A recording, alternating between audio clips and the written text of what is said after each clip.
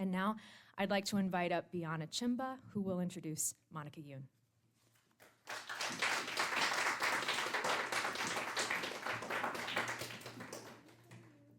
Hi, good evening, everybody. I have a long introduction that I wrote. I'm going to make it very short. Okay. Monica Youn's poem is a unit of thought harnessed to a series of images and moments. Monica Youn's poem thinks through moments composed out of a series of thoughts and images. Regardless of the direction of these actions, whether images precede or succeed moments, and regardless of their ordering or, quote, the catastrophe that suddenly elevates a single point on the topography of life, one thing that marks Monica Youn poem is that these three registers, images, moments, and thoughts, are almost always framed within units of encounters.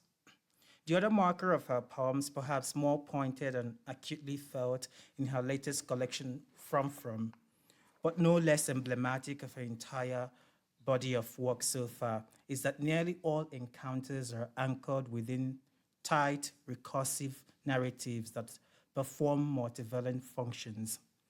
On the one hand, these narratives probe the meaning and limits of narrative itself, while at the same time, and often in the same poem, expanding outwardly to accomplish the discursive and storytelling function of a narrative. A distinct number of references in From appear in twos and slowly builds out to a motif. There is the stacking of two prepositions, from, to produce the unusual but charged title of the book itself. There is also the pairing in many individual poems in the collection, poems which I've clustered in my own reading under the subtitle, Study of Two Figures. Yet, despite the insistent echo of this motif, it is not binary logic that emerges in these poems, but duality, which holds a wild fraternal force.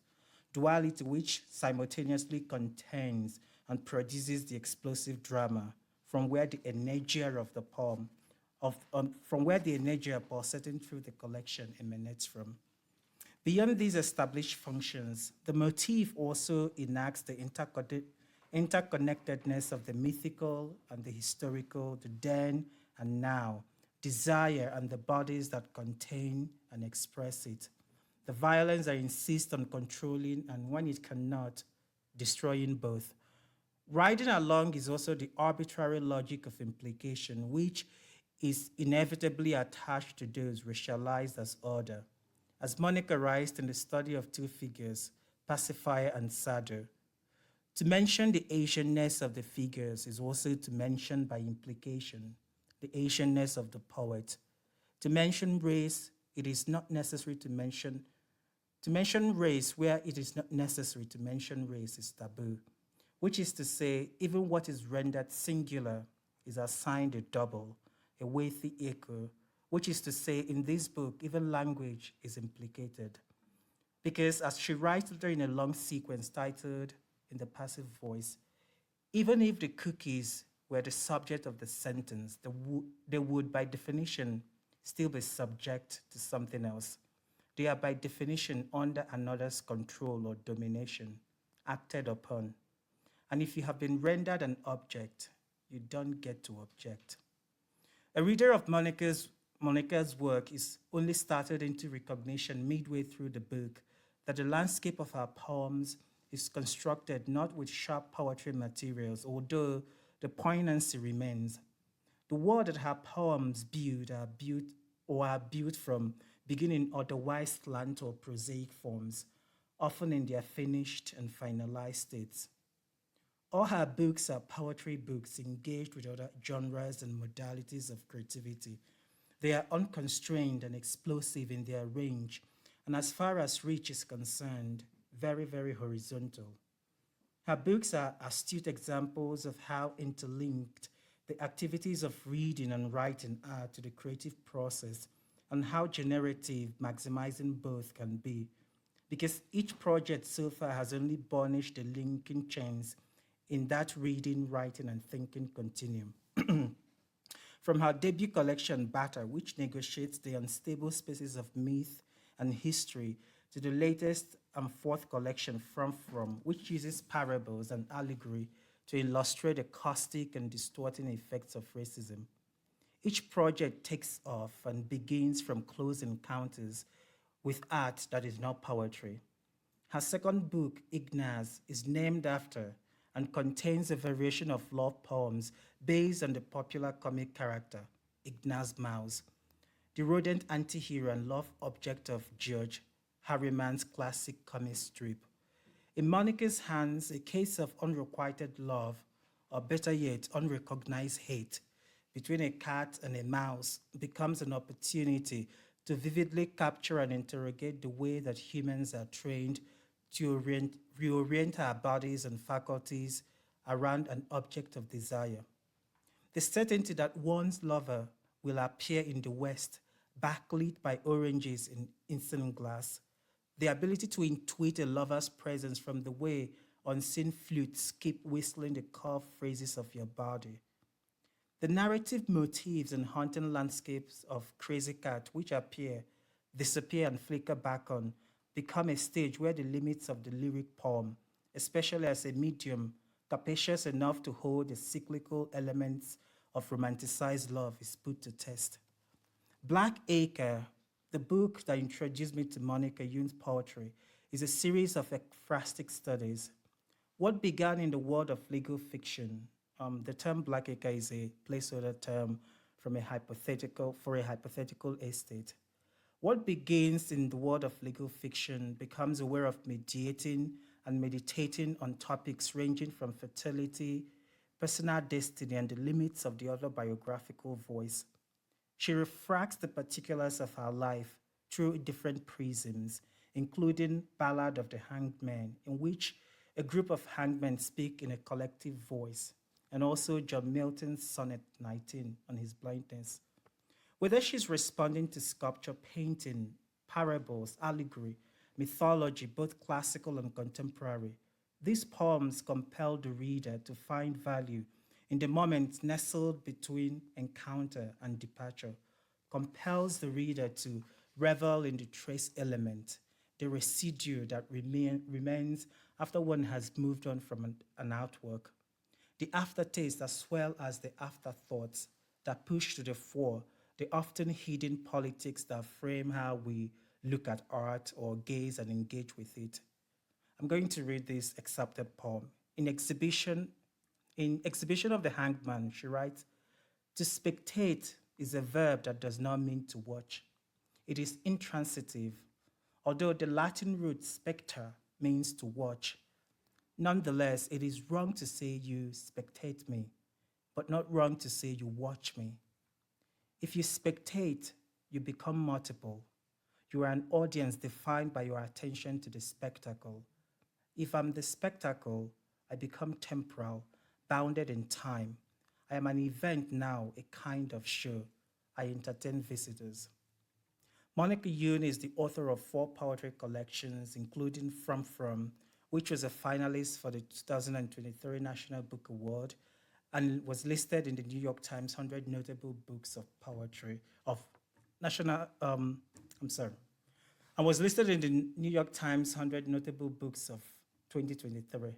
Her poems have appeared in numerous journals and anthologies, including the New Yorker, the Paris Review, and of course the New York Times. And she has been awarded fellowships from the Library of Congress, Stanford University, among others. A former lawyer, she grew up in Houston, Texas, and teaches at the University of California, Irvine. Please join me in welcoming Monica.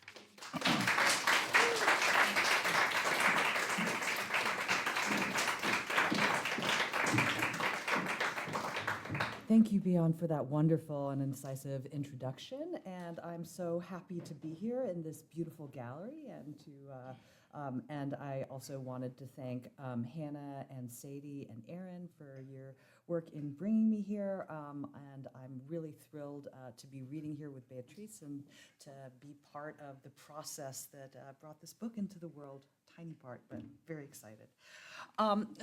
Given the birds theme of the evening, I thought I would start with two poems about magpies.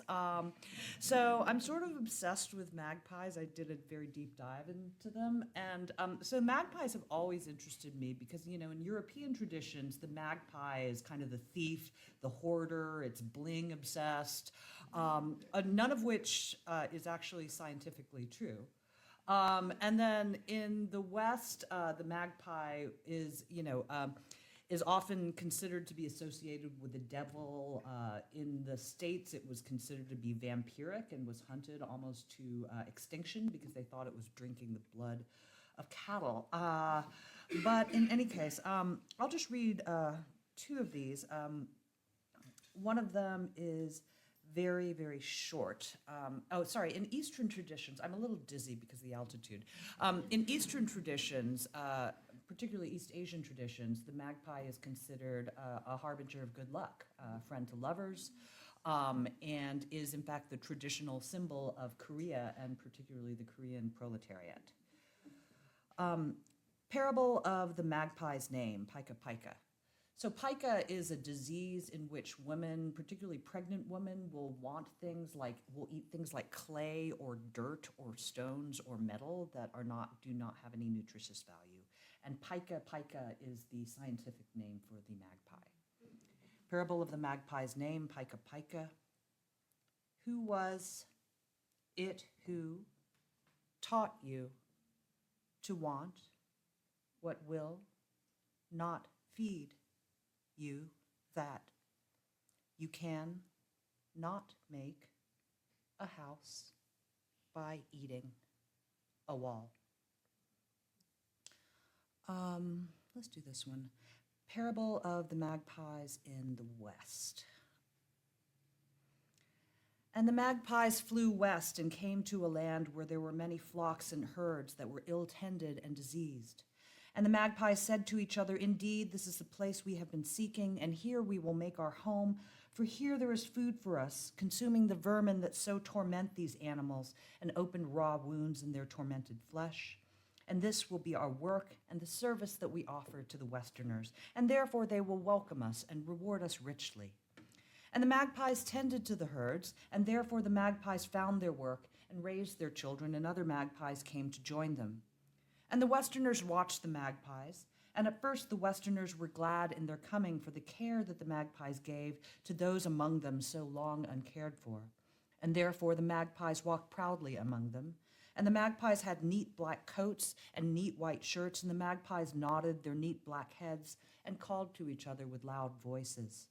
And then some Westerners hated the magpies and said to the others, "See how the dark hands and dark mouths of the magpies are ever wet with the blood of their work and their food. Surely, therefore, these magpies are unclean in their ways, and therefore we should not suffer them among us."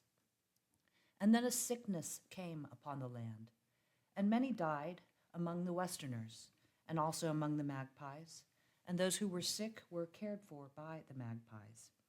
And still some Westerners hated the magpies and said to the others, "Surely this sickness came to our lands with the coming of the magpies, and surely therefore the magpies have brought this sickness to our lands through the uncleanness of their food and the uncleanness of their ways." And then some Westerners hunted the magpies.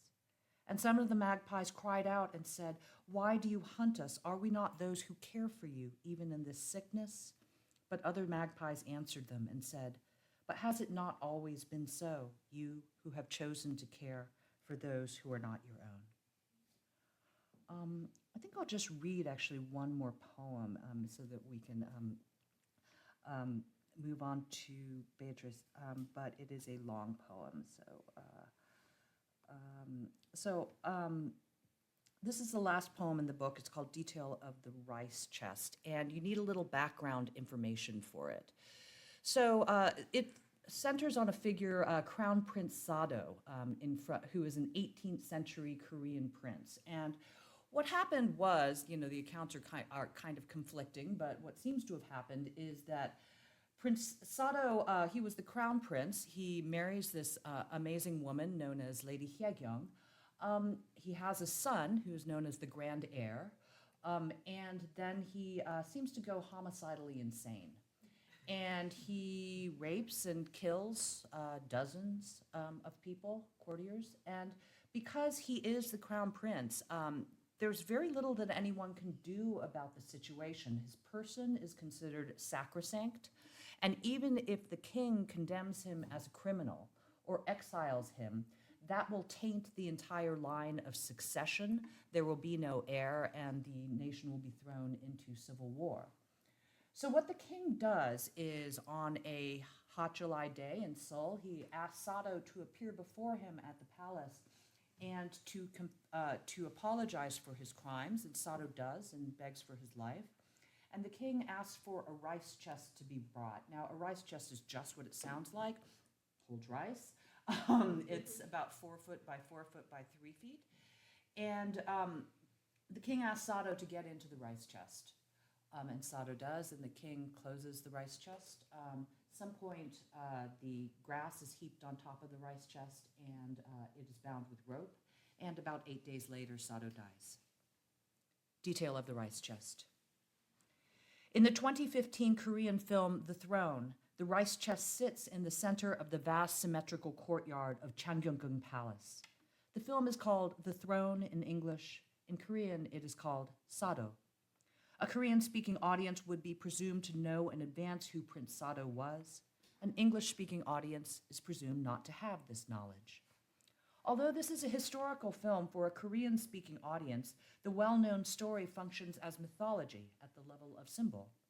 For an English-speaking audience, the unknown story functions as narrative at the level of plot. There is an I in this poem. I know who Prince Sado is. I can read the Hangul word Sado, but I do not speak Korean.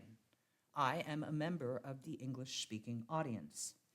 I know about Prince Sado from the memoirs of Lady Haegyong, 1805, but I know about the memoirs of Lady Haegyong from Margaret Drabble's The Red Queen, 2004.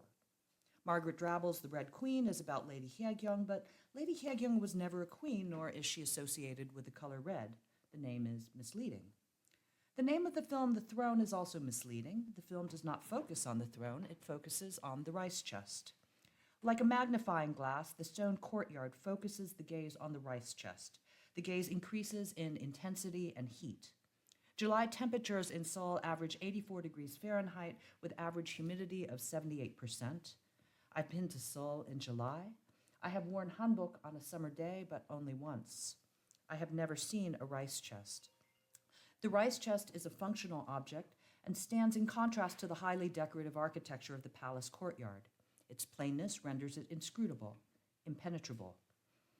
Because of its oversized lid, the rice chest appears top-heavy, charged with kinetic potential. On its 4 small feet, it seems to be crouching on its haunches, to be hunkering down. Hunker down is a Scottish term that refers to squatting on the balls of one's feet, low to the ground, but in readiness. I have hunkered down, but only once.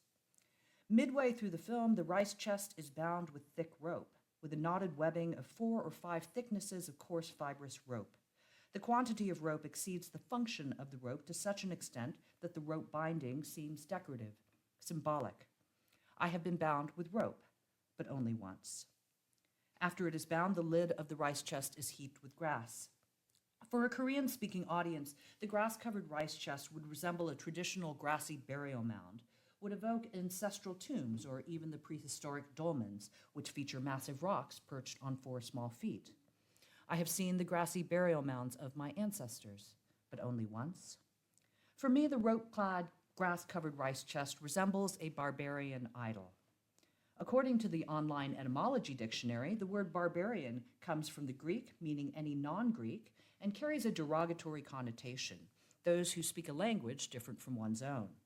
When I say barbarian, it means I find the rice chest foreign, inscrutable, although it is Korean. Koreans speak a language different from my own.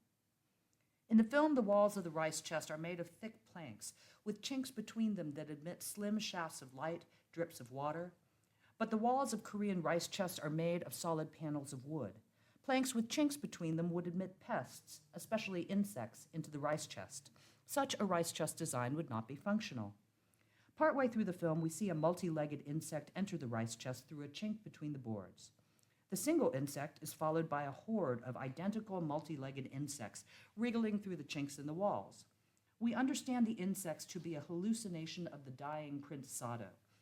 Their function is symbolic, the danger of allowing chinks in the walls. In the film, through the chinks in the walls, Prince Sado is able to see and to speak to his dog and his 10-year-old son, the grand heir. But in fact, these incidents never took place. They are not hallucinations, but fabrications of the filmmakers. Just as the multi-legged insects, the chinks in the walls of the rice chest are fabrications of the filmmakers. The chinks allow the gaze to penetrate what would otherwise be impenetrable, to penetrate the inscrutable, barbaric figure of the rice chest, to reach the human inside. In A Midsummer Night's Dream, which is familiar to both Korean and English-speaking audiences, Tom Snout, a rude mechanical, plays the part of a wall that features a crannied hole or chink.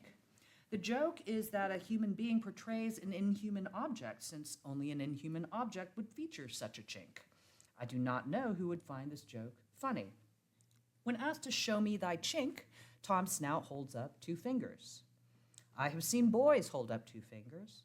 Calling me a chink, they would place their 2 fingers at the corners of their eyes, stretching their eyes into narrow slits through which it must have been difficult to see. They found this joke funny. I have seen men hold up 2 fingers.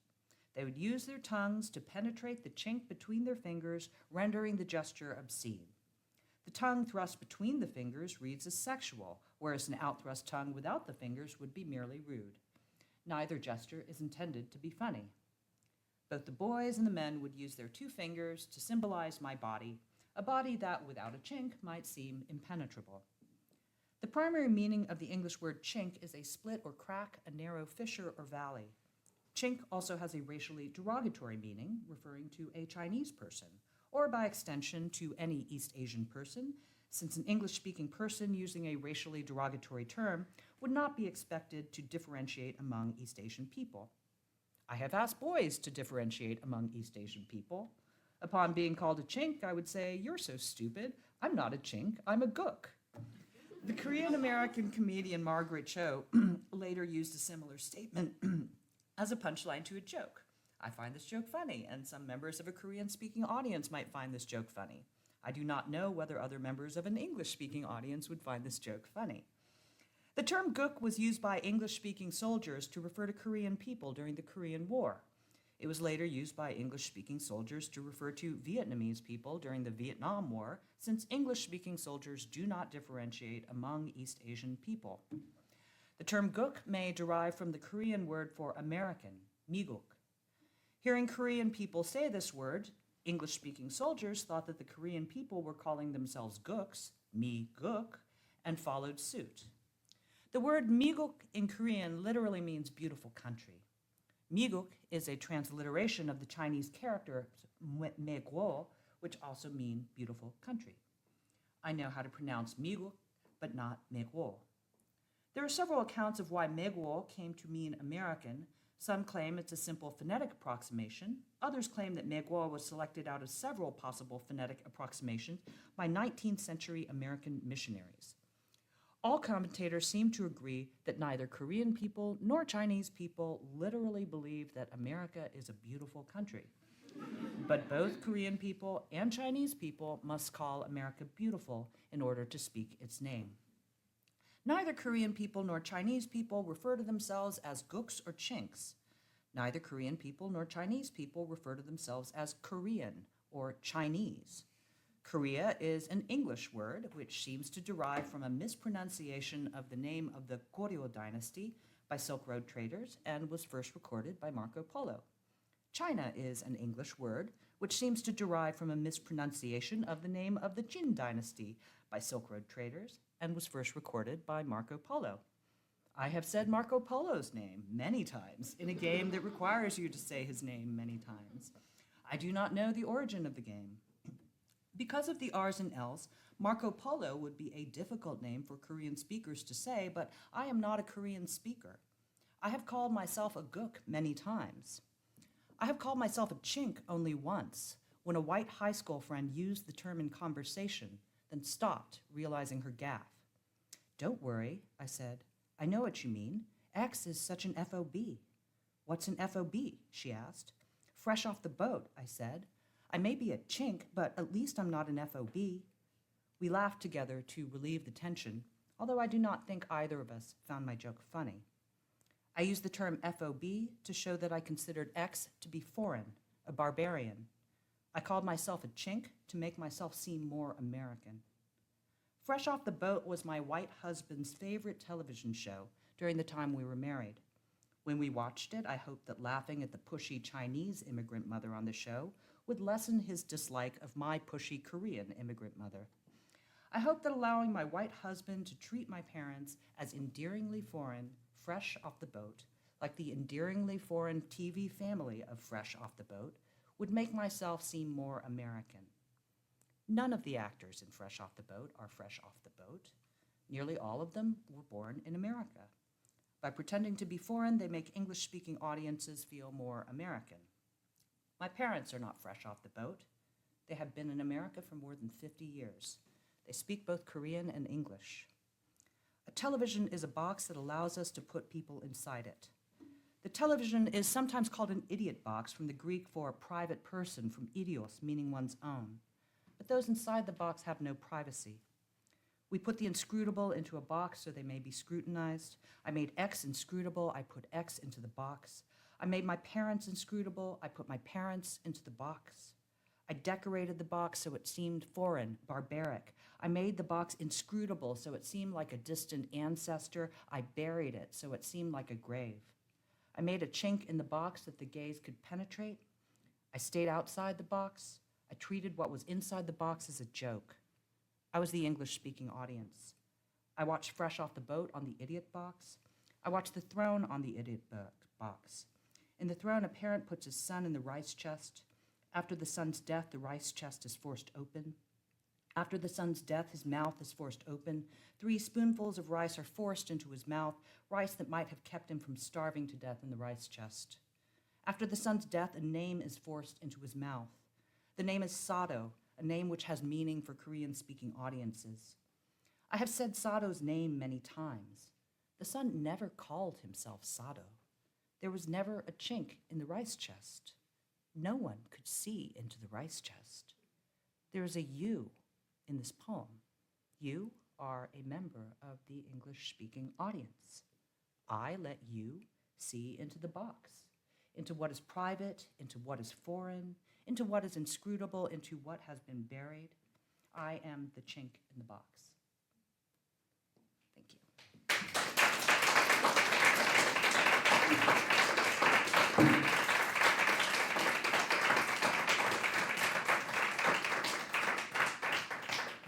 And now I am absolutely thrilled to introduce Béatrice Szymkowiak. Yes. And I have been waiting and waiting for this moment to get to celebrate the birth of this book in person. I was so excited to discover the voice of this writer in the pile. I'm just going to, if you will forgive me, I'm not feeling particularly coherent, so I'm just going to read from my foreword to the book, which I think encapsulates what I wanted to say about it. So in an animated TV show that my son enjoys, a young boy is being chased by technologically resurrected dinosaurs. He finds the bleached skull of one of them, a velociraptor, and blows through it, sounding a resonating call so that the attacking velociraptor pack treats him as one of their own.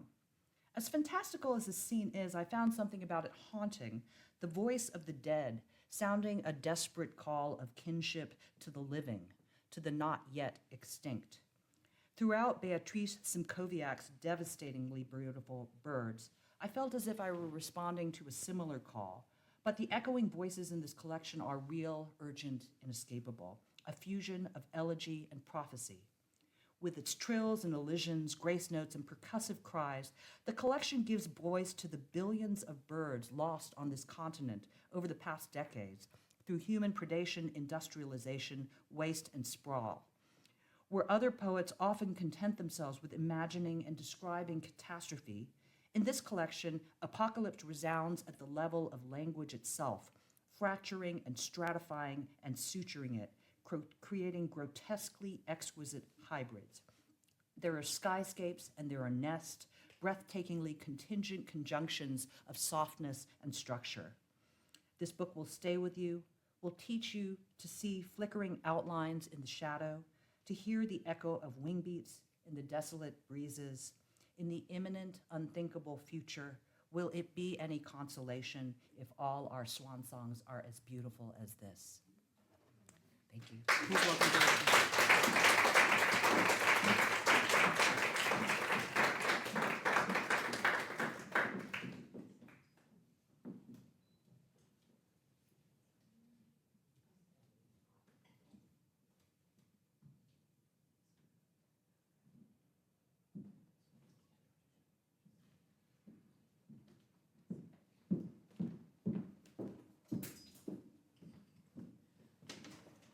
Thank you.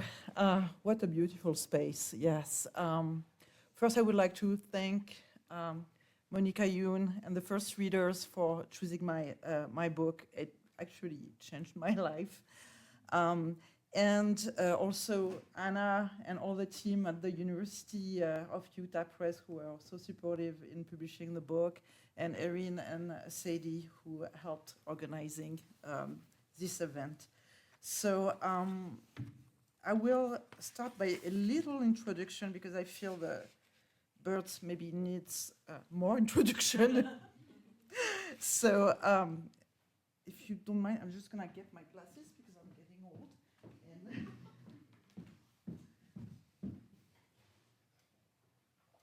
think it's gonna, and then I look like a bug with those. So the bird on the book cover was drawn by 19th century naturalist John James Audubon for his famous book, Birds of America. However, it is here escaping the frame, disappearing from our sky, like the roughly 3 billion birds North America has lost since the 1970s. That is about a third of the bird population. A continuous narrative subtends Audubon's work, but also the present bird loss, and more widely, the sixth extinction and climate change. It is a nature narrative that relies on a conception of a nature, or a humankind separate from nature. This nature narrative has in particular fostered the ecologically damaging discourse of natural history itself, embedded in imperialism, extractivism, settler colonialism. As a reminder, Audubon had racist views and owned slaves. He also killed the bird he drew.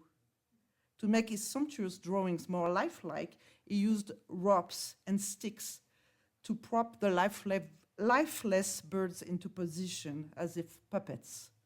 Actually, if one closely reads the text accompanying the drawings, Bird of America soon resounds more like a massacre. It was very difficult actually to write birds for that reason, also of being in constant intimacy with that text. And so I wrote birds literally by erasing the text of Birds of America. Chopping at it, I hope to uncover the truth behind Audubon's work, but also to enact the literal erasure of the birds. I wanted to reveal the ambiguity and complexity of humanity's relationship with the more than human world. The we speaking throughout the collection is thus ambiguous and complex, unstable, and always on the verge of collapse. The slashes in the title and severing the poems elicit wings or blades. They also make the erasure visible. Finally, I needed poems to trace the link between past and present, to underline the continuum of disconnect between humanity and the more than human world, and its repercussions through centuries and into our personal lives. I wrote these poems as ripple or migration poems, prompted by lines from the erasure poems. They use my own words. So now let me invite you into the sky. So, the first poem I will read is the first poem of the first part. Around the heavens, we moved in silence, well-spread wings flapping dusk and low, in search for the beginning of March. We found the rivers, inflected, elliptical, outer curved outwards towards their factories of belief. We were wishes of elm or holly, abbreviated. We were breeds with claws resembling a human nail.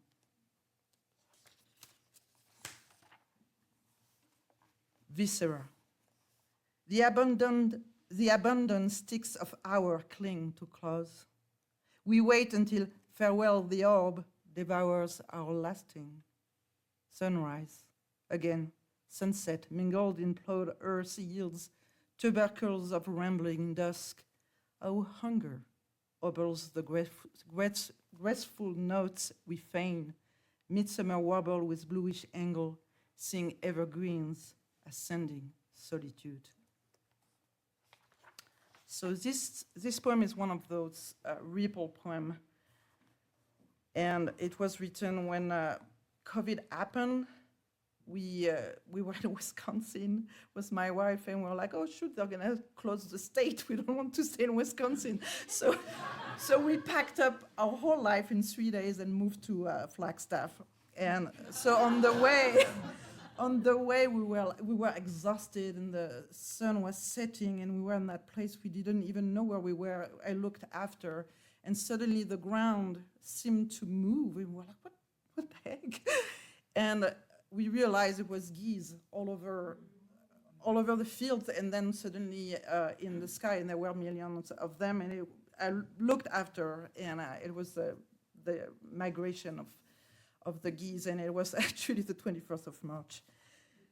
Sunset mingled in plowed earth yields. Numbers. A horizon bleeds a sun splayed into nebula. Radio statics spit odd opacities, and the day dies all over our windshield. The Platte River Valley dwindled into smoldering ponds. Our eyes becloud over flooded farmlands until fluid leaks from tiny vessels.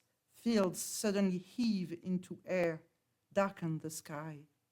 A million geese migrating across equinox have convened night after lungs collapse, and will carry us through to where light mists the last frost.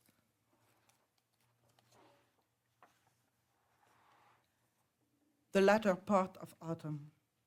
Our number, equal to that of the falling leaves of the trees in places raised by imaging taking flight, is falling. Cages swing light and remiss. The ground beneath sinks as nightfall, rots in abundance of berries.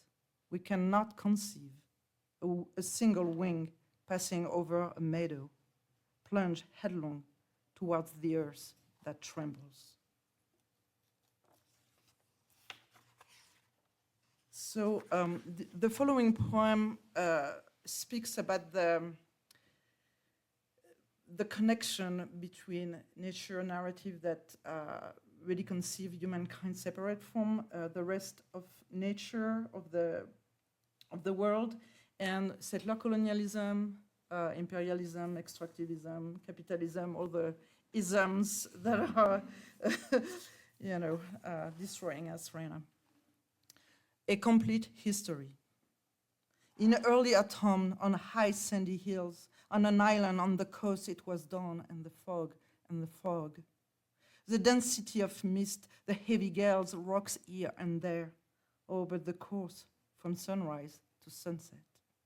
Skirting the forests where a fiend, winter, rushed forth winter and the lords of hours. Fierce sticks and stakes, once hunger satisfied, it was not. And they prayed, spring hovering over, split in their mouth, trees, streams, and the air gulped. A black dashed orb rolled down high sandy hills. It was night and the dark and the dark.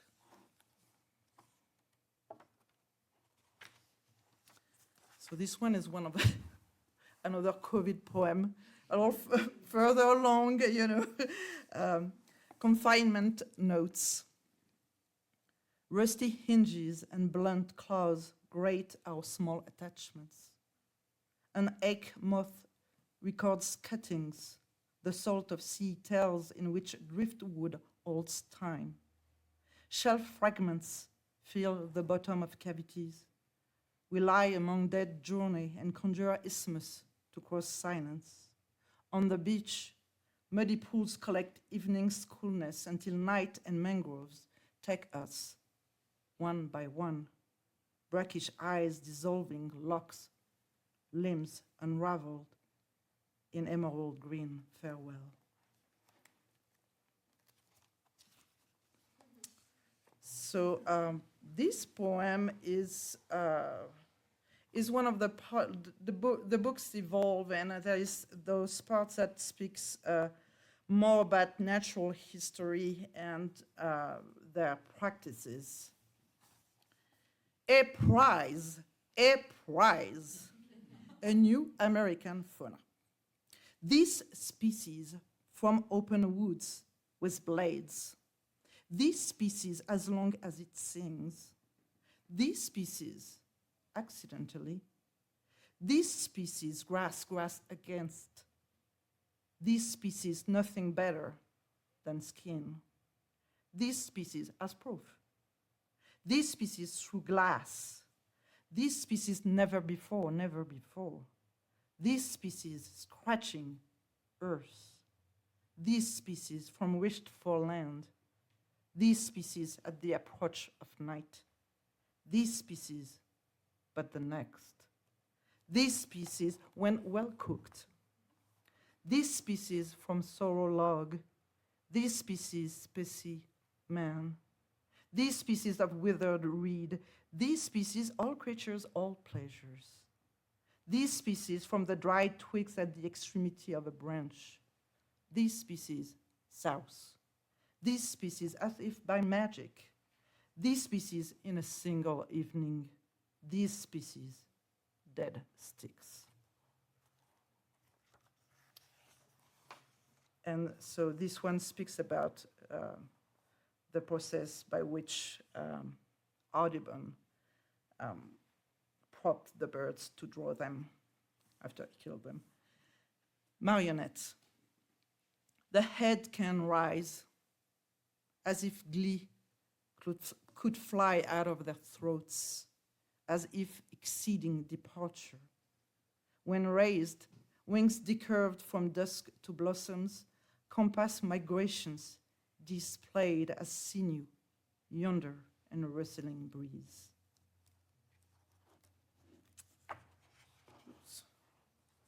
So this one is my favorite one. We talked with Anna earlier, and we do have favorites. And I think it's a favorite of mine because I'm still trying to uncover my own poem. So it still has a mystery for me. And I think maybe it's very personal. Maybe it speaks about how we build our own cages, because sometimes we just need, to feel secure or to feel comfort or to feel hugged. And sometimes there are cages we want to escape, and sometimes they are both one and the same. Of becoming. An eclipse now roosts beneath our wings. We hear wolves howl and the monosyllables of an axe. Trees are felled, then named. We compose clocks with sticks, hang them around our necks. Forget the old elm that would gnarl wood into wishes. Maps peel off from beach logs. We mask with stone legends and act L'Orée du Bois as a clearing. When fog moans through the forest, a cage is lit to guide our path. We vanish, dear blossom. So this one is another of the Ripple poem, but the title is one of the lines of the poem just before. Out of their breasts, as if.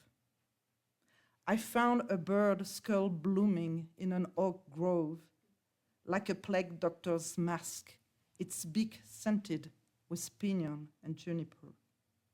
Death is discarnate in the desert. Crows shed dusk, and you collect the fledged shadows that now drape Manzanitas. My fingers brush skeletal trees, fumbling for the flesh of residual rain. I meet you in the penumbra, murmur, light from the first point of Eris. And the first point of Eris is actually the equinox.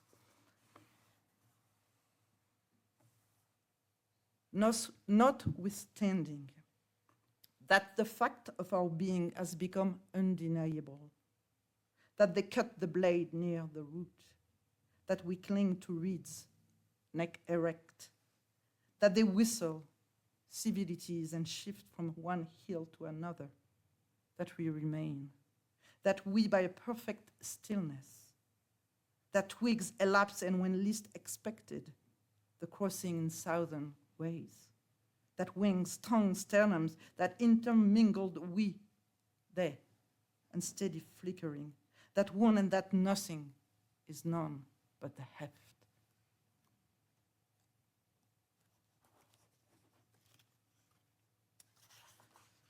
This one is more elegiac. I just love it. That's all. To the water that carries them gently. Fill the roof of their mouth with root song and mosses, but leave their winter dress, a vivid red, trace the seal of broken windows as they enter the river. Collect their sunset and ignite the course towards our self-immolation. It's all dark also. The whole book is dark. And that's for Anna. It's the last poem of the collection. And it is actually an erasure poem, even if it's in prose.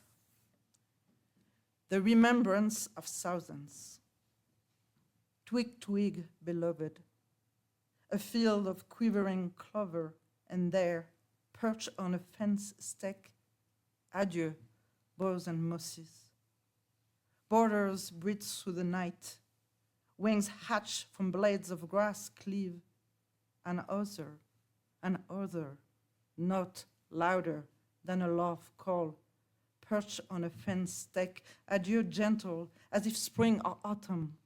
The hatchets have mangled the last pine's death, a chattering and settles, flocks after flocks. Thank you so much.